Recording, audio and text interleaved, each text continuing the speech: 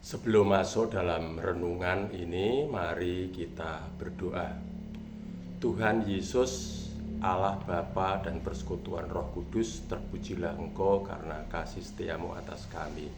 Tuhan, biarlah kesempatan ini kami boleh datang kepada Tuhan untuk mendengarkan firman-Mu yang kudus itu.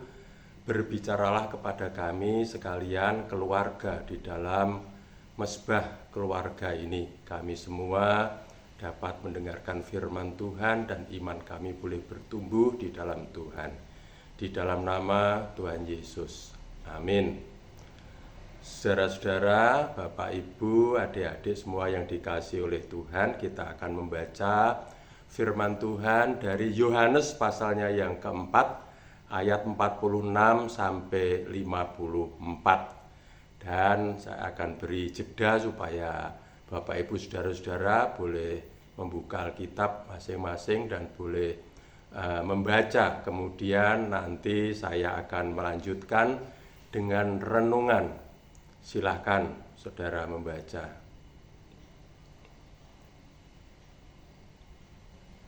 Selesai, saya akan melanjutkan dengan pemberitaan firman Tuhan melalui renungan mesbah keluarga ini.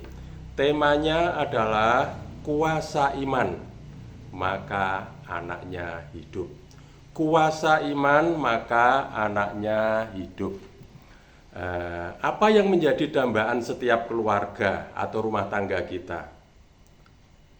Ya, mungkin kita akan menjawab, ya kita saling peduli, rukun. Ya, juga ada sukacita, damai sejahtera, tenteram di dalam keluarga, tenang, tercukupi kebutuhan ekonomi kita, anak-anak dapat sekolah dengan baik, bisa bayar uang sekolah anak, sehat, dan lain sebagainya. Itu menjadi dambaan tentunya setiap keluarga. Namun apa yang terjadi, seringkali apa yang kita dambakan sebagai keluarga yang harmonis itu jauh dari kenyataan. Ya, banyak faktor yang mempengaruhinya. Salah satunya adalah seperti cerita atau narasi yang kita baca ini tadi, pegawai istana yang anaknya sakit dan sakitnya itu menyebabkan anak itu hampir mati dan bahkan barangkali memang sudah mati. Tentunya sudah banyak upaya yang dilakukan untuk mengobati anaknya, tapi tak kunjung sembuh. Malah disebut sampai hampir mati, ayat yang ke-47 ya. Nah, sebagai seorang pegawai istana, tentu secara ekonomi tidaklah berkekurangan, ya, sehingga dapat mengupayakan pengobatan anaknya itu semaksimal mungkin. Tapi apa kenyataannya? Ya, tidak ada hasil yang bisa melegakan hatinya. Bahkan menjadi tambah khawatir karena anaknya hampir mati. Ya, sakitnya bertambah parah. Ya, tak pelak sebagai kepala keluarga yang peduli dan bertanggung jawab, maka segala cara, daya, upaya ditempuh untuk anak yang dikasihinya itu. Apapun dikorbankan untuk keselamatan atau kesembuhan anaknya itu. Ya, ketika sang bapak mendengar berita bahwa Yesus ada di Kana di Galilea, dia yang tinggal di Kapernaum itu, ya berjarak kira-kira 26 km, ya segeralah dia menemui Yesus. Ya, perjalanan waktu itu masih cukup sederhana, yaitu jalan kaki atau naik keledai, ya, yang tidak dapat cepat ya seperti sekarang ini. Jadi wajar bila pegawai istana tersebut menginap atau bermalam. Ya. Dari narasi ini kita bisa belajar 3 kebenaran rohani dari seorang bapak pegawai istana itu. Yang pertama, bapak yang peduli terhadap keluarganya. Bapak ini sangat mengasihi keluarganya, di mana anak yang dikasihi menderita penyakit parah yang hampir merenggut nyawanya. Berbagai upaya dilakukan untuk kesembuhan anaknya itu. Namun belum membawa hasil yang memadai, yang memuaskan, bahkan tambah parah dan hampir mati. Itu yang pertama. Yang kedua, bapak yang berperangai rendah hati. Ya, kerendahan hati adalah salah satu wujud kehidupan yang saleh. Nah, walaupun dia seorang pegawai istana, dia tidak mentang-mentang punya harta, punya kuasa, ya. Dia mau datang kepada orang biasa sebagai anak tukang kayu, ya, walaupun dia tentu sudah dengar mujizat yang dilakukan Yesus waktu ada perjamuan kawin di Kana. Namun, bukankah kedudukan dia lebih tinggi? Atau mungkin dia menduga-duga bahwa si Yesus adalah seorang nabi yang punya otoritas surgawi. Ayat 49 katakan, Tuhan datanglah sebelum anakku mati. Diucapkan dengan bahasa yang sopan, polite dari bahasa Inggris ya, atau sopan pakai kromo inggil barangkali di dalam bahasa Jawa. Ya, yang ketiga, ya, bapak yang beriman. Jawaban Tuhan Yesus atas permohonannya kelihatannya datar saja, ya, namun mengandung kuasa yang besar yang diyakini oleh bapak pegawai istana itu. Ya. Tuhan Yesus mengatakan, pergilah, anakmu hidup. Ya, ayat 50. Walau belum melihat bukti, namun bapak ini punya keyakinan bahwa yang dikatakan Yesus pasti terjadi. Ya, karena dia telah mendengar cerita peristiwa perjamuan kawin di Kana, di mana air diubah menjadi anggur. Imannya semakin dikuatkan ketika keesokan hari hamba-hamba bertemu dengannya di tengah jalan yang menyampaikan kabar bahwa anaknya hidup. Ya, ayat 51. Dia ingin memastikan waktu tepatnya kapan anaknya mulai sembuh. Ayat 52. Ternyata tepat waktu kemarin siang kira-kira jam 1 ketika sabda Tuhan Yesus itu diucapkan. Ya, ayat 53. Pergilah, anakmu hidup. Jadi iman yang menyelamatkan adalah keyakinan yang sungguh kepada Tuhan Yesus, walaupun belum melihat bukti, karena sabda Yesus adalah ya dan amin.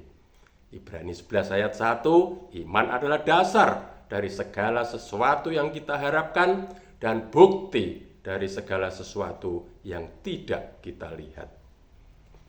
Saudara-saudara, Bapak Ibu, adik-adik semua, anak-anak, ya, sekarang langkah konkret apa yang bisa kita lakukan sebagai respon dari pengajaran Injil Yohanes pasal 6 ayat 46 sampai 54 ini.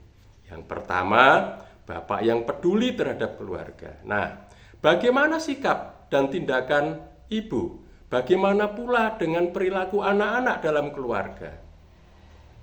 Ya, mungkin saling perhatian, saling peduli, ya, anak-anak taat kepada orang tua, suami mengasihi istri, istri menghormati suami. Ya, yang kedua, bapak yang rendah hati walaupun kedudukan tinggi dan kaya, ya, tentunya intelek juga, ya. Apa bisa tetap rendah hati? Jangan mentang-mentang ojo dumeh, ya. Kalau kita merasa bahwa kita ini orang kaya, orang yang punya, ya, yang punya kuasa juga power. Ya.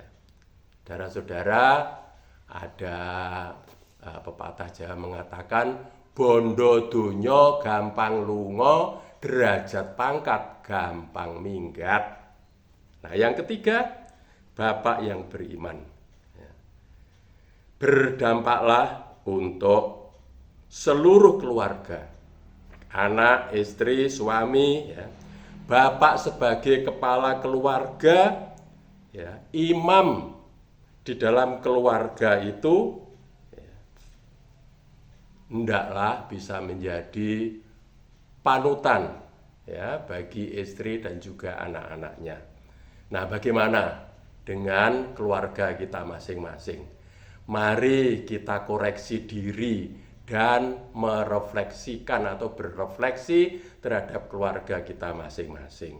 Mari bapak-bapak, ibu-ibu, anak-anak semua menjadi orang-orang yang mempunyai iman yang teguh di dalam Tuhan, ya, supaya hidup kita penuh dengan tentram, damai, sejahtera, dilindungi, diberkati, Tuhan memberkati kita. Amin. Mari kita berdoa dan nanti juga bisa dilanjutkan dengan doa keluarga masing-masing dengan pergumulan masing-masing. Mari kita berdoa. Terima kasih Tuhan Yesus untuk firman-Mu yang singkat ini, biarlah itu menjadi perenungan bagi kami sekalian, keluarga-keluarga di bulan keluarga ini.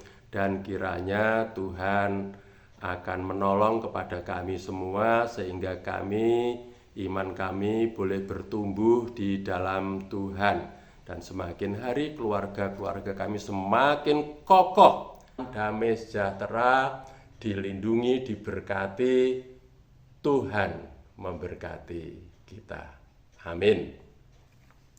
Mari kita berdoa dan nanti juga bisa dilanjutkan dengan doa keluarga masing-masing dengan pergumulan masing-masing. Mari kita berdoa. Terima kasih Tuhan Yesus untuk firman-Mu yang singkat ini, biarlah itu menjadi perenungan bagi kami sekalian, keluarga-keluarga di bulan keluarga ini. Dan kiranya Tuhan akan menolong kepada kami semua sehingga iman kami boleh bertumbuh di dalam Tuhan. Dan semakin hari keluarga-keluarga kami semakin kokoh oleh karena pengenalan kami akan Kristus semakin hari semakin bertumbuh. Di dalam nama Tuhan Yesus kami serahkan hidup kami. Amin. Saudara-saudara, kiranya kita bisa mengakhiri mesbah keluarga dan renungan ini, ya, dan terimalah berkat Tuhan.